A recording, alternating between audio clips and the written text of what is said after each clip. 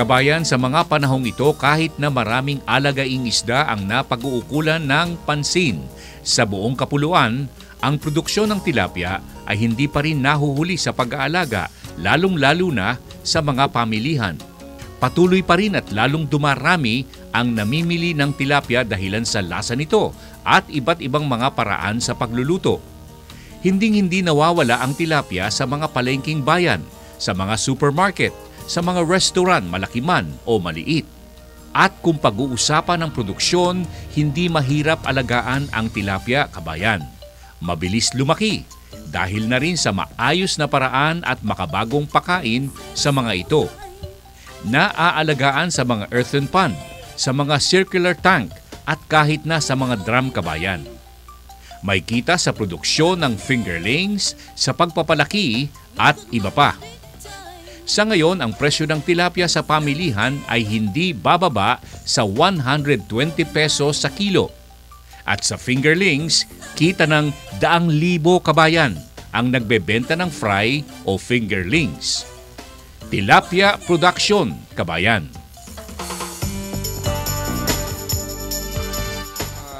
Kung sakasakaling napararami nyo ba ito? Ito ba hindi mauubos, hindi magkakaroon ng inbreeding, hindi kayo kakapusin sa mga darating na araw? At papaano kung kayo po ay umabot doon sa napakarami ng nag-aalaga ng inyong citralada? Ini-ensure po namin na makaka-catch up kami sa demand kasi meron kaming continuous na tinatawag naming GP program. So ibig sabihin, gaya nung sinasabi nung isang tao namin na isang taon lang namin ginagamit yung breeder. So halos every quarter may hinahanda na naman kami mga bagong breeder.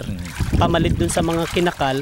Maliban pa doon, nagdagdag pa kami ng mga raming breeders. At kung sakasakali, mag-iimporta pa rin kayo, meron ka pa rin retired general na retired director na hihinga ng tulong.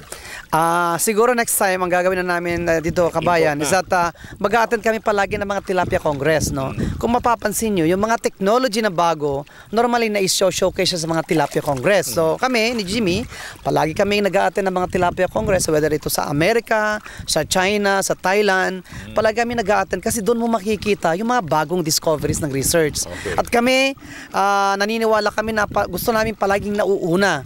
Kung hindi pa proven sa Philippines, gusto namin i-prove na kami muna.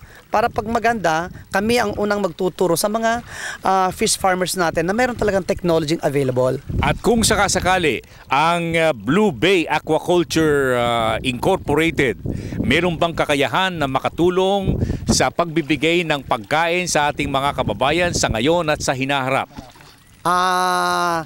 Sa continuous program namin ng pagpapadami ng tilapia, naniniwala kami na itong effort na ginagawa namin sa pagpapadami ng tilapia, pagpapadami ng pangasius, pagpapadami ng hito, naniniwala kami na kung tuloy-tuloy ito, lalaki at lalaki ang per capita consumption ng mga Pilipino at pagdating ng araw, hindi na tayo masyo-short sa mga protina na nanggagaling sa isda.